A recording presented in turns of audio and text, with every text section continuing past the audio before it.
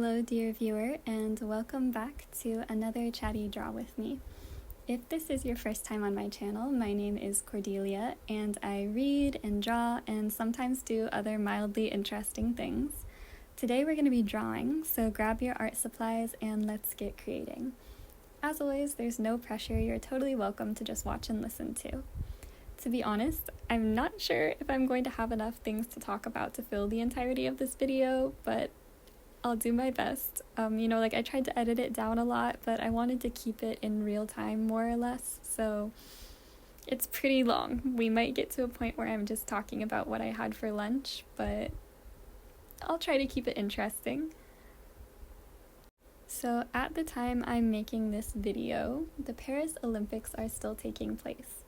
I think by the time this goes up, they'll have already finished, but I've been spending basically all of my free time watching sports, which is not something that I ever thought I would say because, when I was younger, my whole kind of thing was that I was an art kid and I didn't do sports and all that.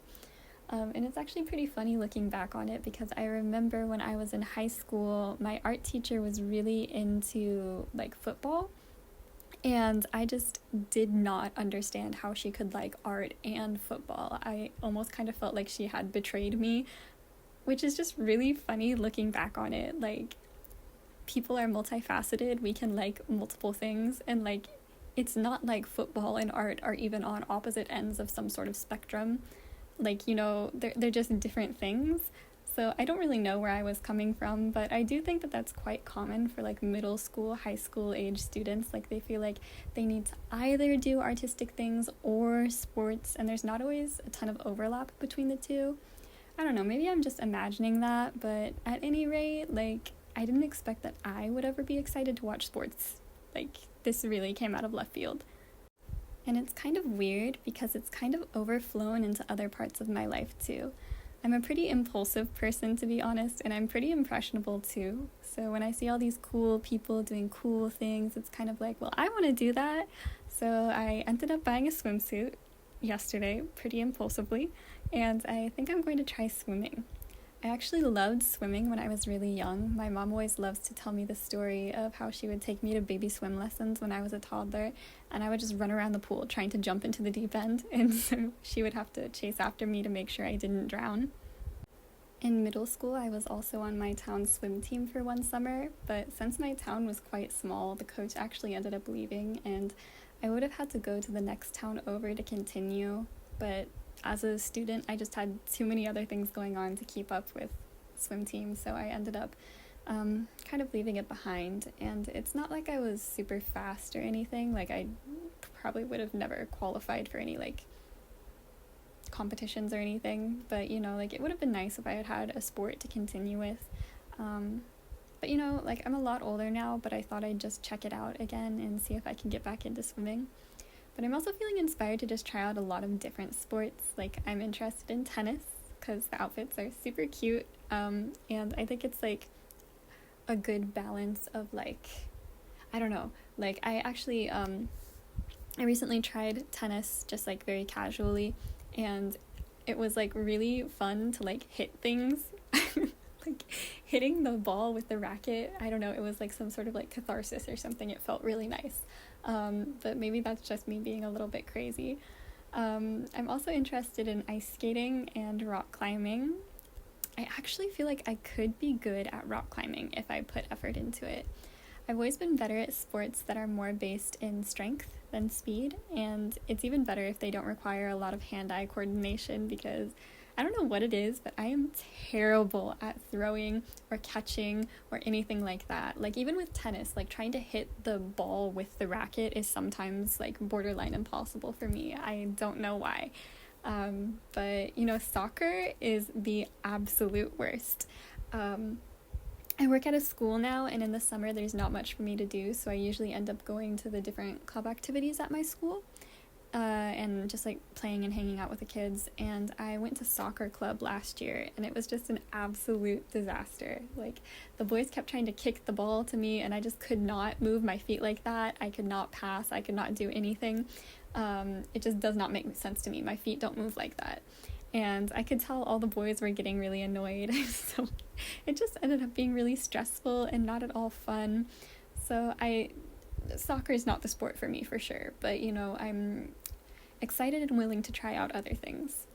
But anyway, the sport that I got most into watching during the Olympics was volleyball, which brings us to what we're drawing today. Specifically, I got really into the Japan men's volleyball team, and again, this was totally unexpected because I have played and watched volleyball before, and it was always just pretty meh to me. But something about the way they play is so captivating. Like, it's like they float in the air, and like I love that the games move so fast because I have the attention span of a toddler, so I can't do anything like baseball or football where there's like a lot of like downtime and just sitting and waiting. With volleyball, it's really nice because there's no time to get distracted because things are always moving. And then also, it's kind of funny because a few of the guys on the team are pretty handsome. And so it seems like there's quite a few fans that really seem to like one member or another, which feels familiar to me because I was quite into K-pop for a while. I'm not as into it anymore, but it was fun to have like a favorite group and a bias and all that, but I'm not really sure that you can really say that you have a bias with sports, but you get what I mean. Like the kind of culture around volleyball feels very familiar to what I'm used to. And I guess that was enough to get me really invested because the games were airing at weird times here with the time difference and everything. So I actually ended up getting up at 4 a.m. at one point to watch the Japan versus America game. And I know I was supposed to be cheering for the US, but secretly I kind of wanted Japan to win. So now we're drawing a bunch of volleyball boys. I've actually been having a pretty bad artist block recently. It's just kind of been like, what's the point of making anything if I can't make anything original? I feel like I go on Instagram or TikTok and everyone is just drawing slightly different iterations of the same thing. Like it's all just pretty girls, And I kind of started to feel like if you want to do well with the algorithm, you have to be making a specific kind of art that I wasn't necessarily interested in making. I've just been feeling like stressed about making art that people are gonna like, but that is still enjoyable for me to make. And all of that has just kind of contributed to me not making anything at all, which is the worst case scenario. So at times like this, I try to come back to the things that I know I enjoy drawing, and I really love drawing people. I always have. I actually prefer to draw from life if I can, but I haven't really had that option much in Japan, so we're compromising here and we're drawing volleyball boys. This actually kind of worked out decently because like with sports in general, or like especially like I used to draw a lot of people that were dancing, because like with poses or pictures that have a lot of movement to them, it's easier to kind of like carry that over to your lines, especially with photographs that are like still images. If you're just like drawing a picture of a person who's like sitting stiffly in a chair, I feel like it can end up looking really stiff and rigid in your drawing. So just like these poses, like specifically with volleyball, I really liked the poses because there's so much energy to them, so I felt like that was easier to transfer into my drawings. But secretly this was kind of just a subtle way for me to draw some fan art of the Japanese men's volleyball team. I wasn't trying too hard to make the drawings look exactly like the references, though. It was mostly just figure studies, so like don't come for me. I was more so focused on like proportions and stuff because I've been struggling with drawing like full bodies, because historically usually I've just drawn like portraits, like head, neck, shoulders up, and I've got issues with like matching all of the features together when it comes to a full body, but anyway, not all the references I used for this spread are from the Japanese team. Some of them are just random volleyball players that I found on Pinterest, and I chose them because the pose worked well or was interesting and it like fit with the layout of the page. So if you can't recognize your favorite player, like don't attack me. I also didn't warm up before I started drawing this day, and I feel like you can really tell with that first figure. That one was pretty rough. I think the proportions, like even after I finished, were still a little bit wonky. Like his head is huge and his face looks weird to me. But yeah, I don't know. One of the reasons I prefer drawing from life is that you're really pushed for time. So you have to keep your lines loose and you have to like move really quickly without thinking too much. So the final drawing, like it doesn't always perfectly resemble like the subject or like the photo that you're drawing from, but it has this really great energy to it and this life to it, and like all the lines feel really consistent, you know. And if you draw figure after figure like that, you know, quickly, you get into this kind of rhythm, and then they all look quite cohesive stylistically. But I find that when I draw from reference pictures like I'm doing here without timing myself, I tend to get really caught up in all of the little details. Like you'll see later on when I started drawing people's faces, like I just got stuck on that, and I would spend way more time on the face than the rest of the body, or like trying to make the face look like the person that I'm drawing, you know. And when I get caught up on those details like that, I do just feel like the final image doesn't fit together as a whole. Like the pieces don't match, if that makes sense. You'll see what I mean when I get to the end of the sketching, but all the figures look a little bit different stylistically. Some of them are quite a bit more clean and like the lines are really tight and detailed, and then some are a lot more loose.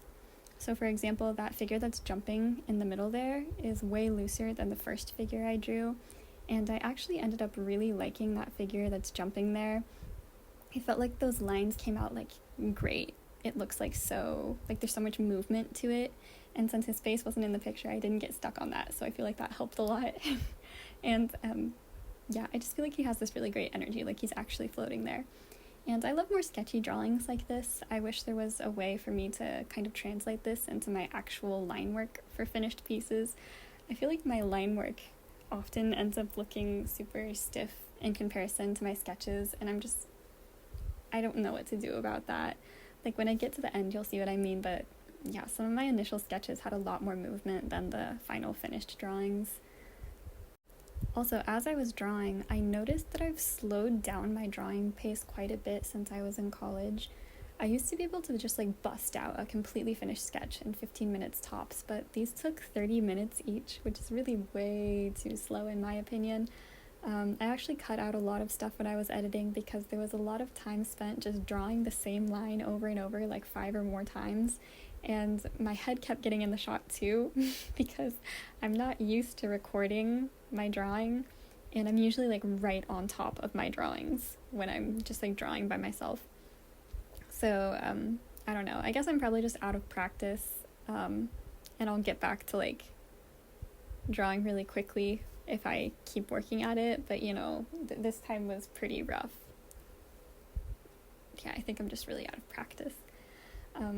Actually, when I first came to Japan, I used to draw people on the train, and it was great because I could kill time on super long train rides, and then I also had all kinds of subjects trapped in front of me, like all kinds of different people, which was great.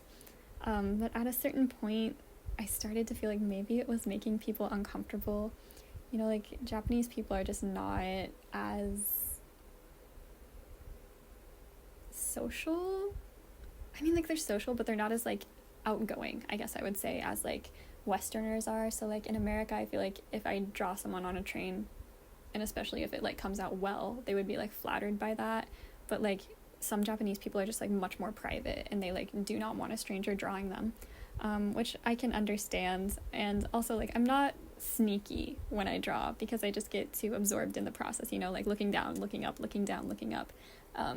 You need to be moving quickly when you're drawing from life, so it's hard to do it subtly. And I feel like if you woke up from your nap on the train to see this random tourist looking person staring at you, that would probably freak you out a little bit. I don't know. So I haven't done that in a while, but I might try to start again, just like a little bit more subtly. I've also thought about going to life drawing sessions in Tokyo because I've seen a couple pop up online, but I'm pretty nervous about attending them. I've actually never really drawn nude models from life, and it's like I'm not so much nervous about the nude model bit. It's more so that I just don't really know what kind of crowd those events attract. Like I'm sure it's mostly just normal people, like, okay, well, as normal as artists can get, but if I show up and it's just a bunch of like sweaty middle-aged men, I might actually have a panic attack. Like, I'm honestly so antisocial, and I'm not big on going to events where I'll have to meet new people. But in the spirit of trying new things, maybe I'll try it at least once. Speaking of going to events in Tokyo, since I've been getting into volleyball, I was looking into games here in Japan because I really want to go to some games. Like, I want to go cheer and have fun and so on. But the season doesn't start for like 2 months. And it looks like the games will start in October. So to fill the time in between, I'm thinking about binging Haikyuu. I'm debating if I should just read them in English, since that's easy and I could get through the entire series in 1 week probably. And then I could even make like a read with me video or something, and maybe that would be fun. But I'm also thinking I might try to read them in Japanese. I'm currently reading Kimi Natteiru Hito ga Otoko ja Nakatta in Japanese, and I'm honestly doing a lot better than I expected, but it's still super slow going. Like, if I do the Japanese route for Haikyuu, it might be rough, since I'm still not great at Japanese. Like, I can get through like 10 pages a day before I tire myself out. So I just feel like it would take me like a full year to finish the whole Haikyuu series.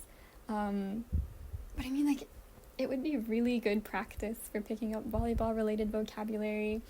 And then I could also probably watch the anime in Japanese much more easily. And that would be really nice.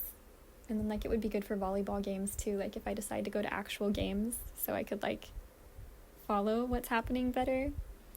I don't know. What do you guys think? My Japanese has been improving slowly but surely since I came to Japan. If you know anything about the JLPT levels, I passed the M3 last summer, like just barely, and I'm studying now to take the N2 in December. I feel like even though my reading and writing are decent and even my listening is alright, my speaking is just like, it's still garbage, especially when it comes to more casual conversations. I keep meaning to talk with people more, but I'm actually not very, but yeah, like I said, I'm like not a very social person. I love my friends and I'll talk with them a lot, but meeting new people just makes me so nervous that I end up not speaking much. And the effect is even worse with Japanese, since I'm also like super nervous about making mistakes. I'd really like to make one of those like chatty draw with me videos in Japanese, but I'm just not sure if I could talk for a full video in Japanese. I don't think I know enough words. Maybe I could do like a half and half type situation, like speak in Japanese until I run out of things to say and then switch to English, but I don't know if people would really be interested in that.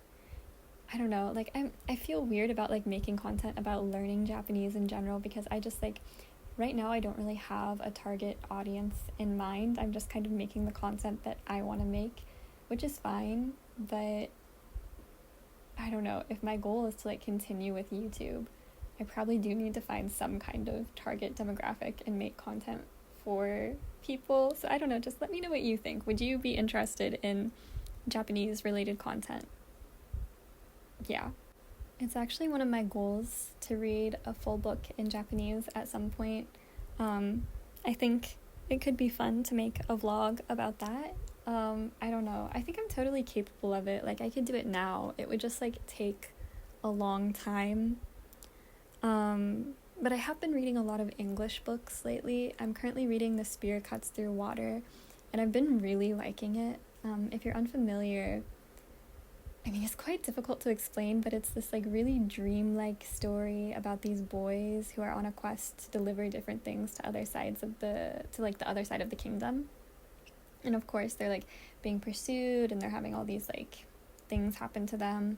And I don't really want to say much more about the plot because I think it'll give things away, but you know, the way the story is told is so cool. It's so interesting because it like switches between these memories of the narrator, or like you are the narrator, kind of like these sections are told in second person, so it's like you do this, you do that, and that's like really interesting to me because I've never read a book written in second person. And then there's like also these scenes that you're like watching be performed in this theater, because like the story is actually a play that's being performed in front of you, and then like there's the actual story itself as this other component, and that's just told like in regular third person, and that's really interesting. But like you'll get these random individual lines that are like memories of various characters in the story told in first person, and all of that okay, all of that sounds really confusing, but I promise it makes sense as you're reading. It's super easy to follow, and all the layering works really well to make it feel really dreamlike. So far I'm really enjoying it. My only thing is, I'm not sure why, but I'm having a hard time like really getting into it and like reading the story quickly. Like the story is super interesting, and I don't have any intent to DNF it, but it's just like been really slow going. And I feel like in general I've been reading a lot of slow books lately, so I think my next read is going to be something like Emily Henry novel or something else that I should be able to just get through super quickly. Like life has just been a bit stressful, so it would be nice to have something that I can use to just check out of reality for a minute. Like I just need some like fantasy or romance or something else that I can just kind of like inject into my bloodstream and check out off the face of the planet. I actually usually listen to audiobooks when I draw, so I was initially thinking that I would just listen to Emily Henry's books, but there's like a 2-month wait on all of her books through my library, so I gave up. I just ended up buying the physical books, and I'm going to read them that way. I actually really prefer listening to audiobooks because I can multitask that way, but I haven't really been listening to audiobooks much lately because there have just been a lot of really good albums coming out, so I've been listening to a lot of music when I draw and do other stuff. So like my big ones are like obviously Charlie XCX's new album was amazing. I usually don't listen to albums all the way through, but I ended up doing that with this new album, like Brat, and I think it's one of my favorite albums that has come out in a long time. My favorite tracks are B2B and Mean Girl.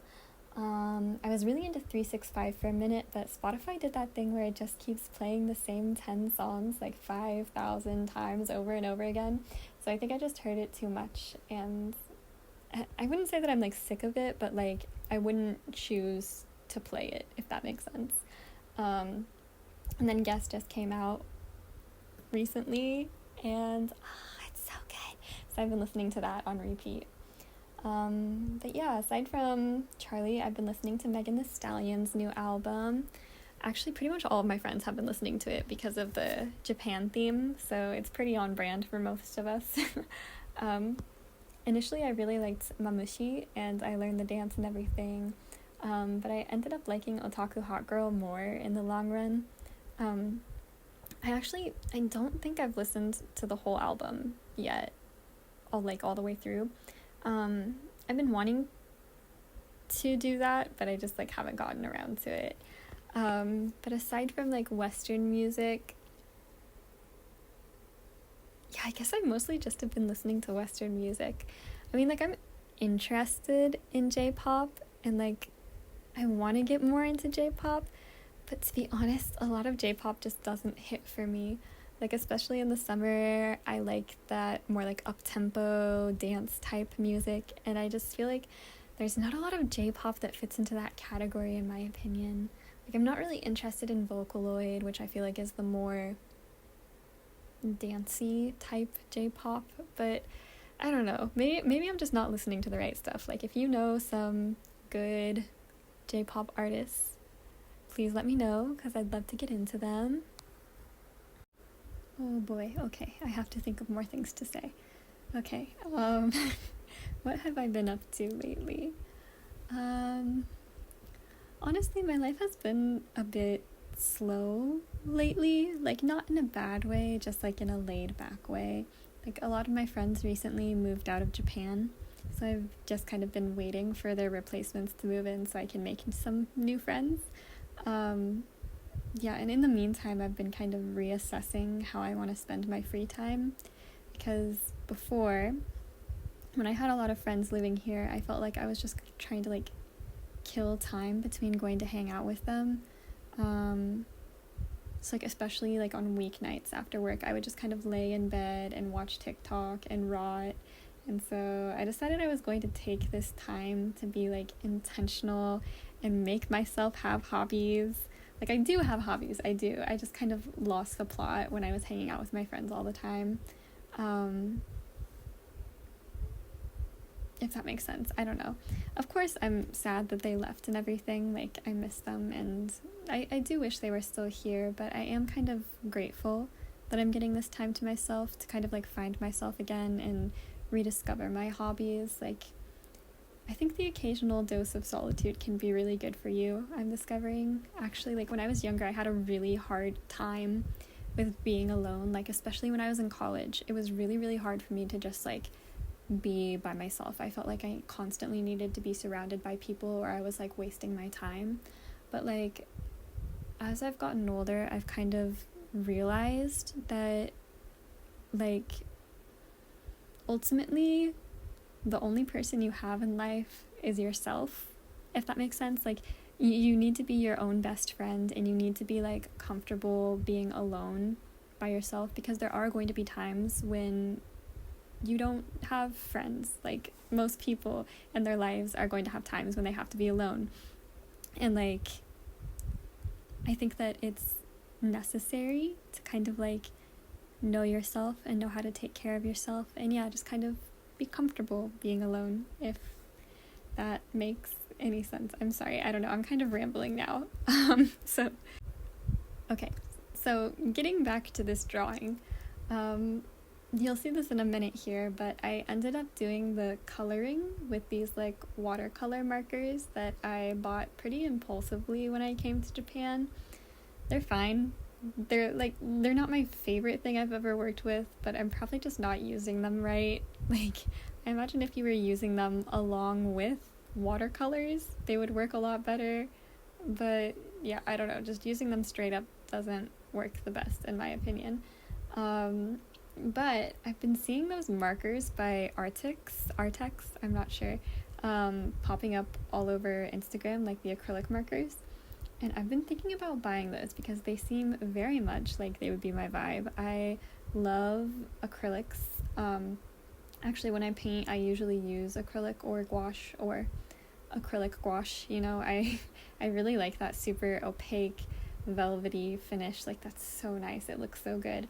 But it's pretty inconvenient if you're trying to do any work outside of your house. You know, you have to like bring all the supplies with you, which is kind of annoying. So yeah, I might pick up those markers because I think I would use them a lot. I actually really love pastels too. I used to use them a lot because I just love the color payoff and like the way they like blend together and like layer. Yeah, the only thing is that they're just like so inconvenient to store since they can get messed up so easily. Like, you know, you scratch it and then the whole picture is ruined. I don't know, yeah. I think they're actually one of the best mediums for drawing portraits because you can get like really, really dark hues with them, and then also I feel like the finish of oil pastels is like quite similar to the finish of like natural human skin, which is, yeah, it's just like a good medium for that. I might try to get back into pastels, but yeah, I'm really interested in those acrylic markers. I've tried to use the alcohol markers before, and like, I don't know if I'm just not using them right, but like, yeah, I don't know. I think I'm just not like a super big markers girl. I think I just like actually painting. Anyway, so for this I used Posca pen to do the final line art, but I actually ended up kind of regretting that because there was like no line variation with the specific marker that I was using. I think you can get line variation with Posca markers, but just like the one that I was using didn't have any line variation to it. So yeah, I felt like I lost a lot of the initial like movement of my original sketches, which is kind of disappointing. I'm not sure what brushes other people use for their line art, because like some people just have like this beautiful line art and I just do not understand how they do it. if y'all have any recommendations for what you use for your line art, please help a girl out, because I could use some assistance. I don't know.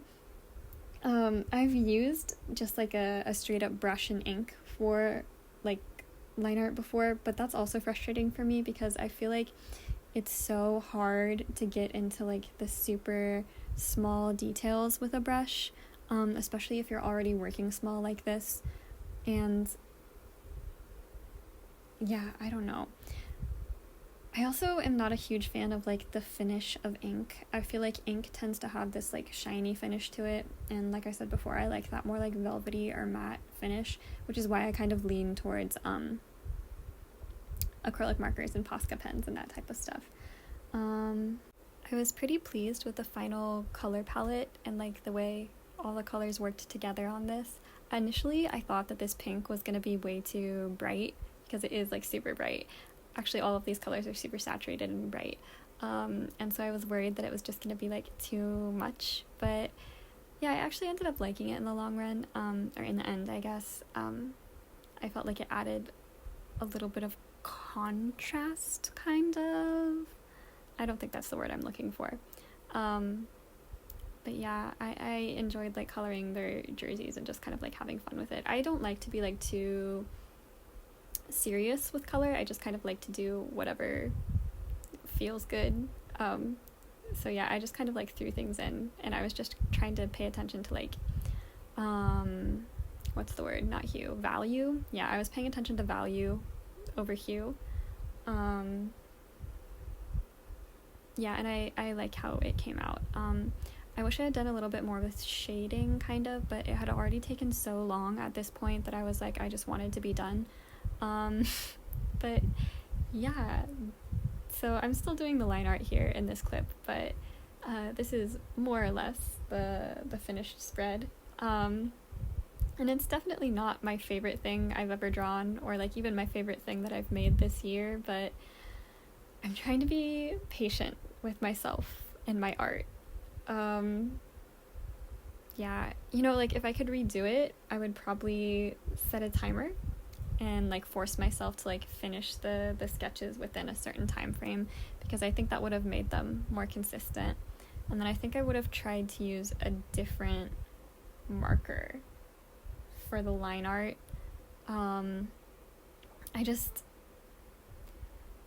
Yeah, I mean, like, actually, now that I'm looking at it, it's not, like, as bad as I was imagining or, like, remembering it to be, but, you know, like, I still feel like I lost a lot of line variation as I was working on it.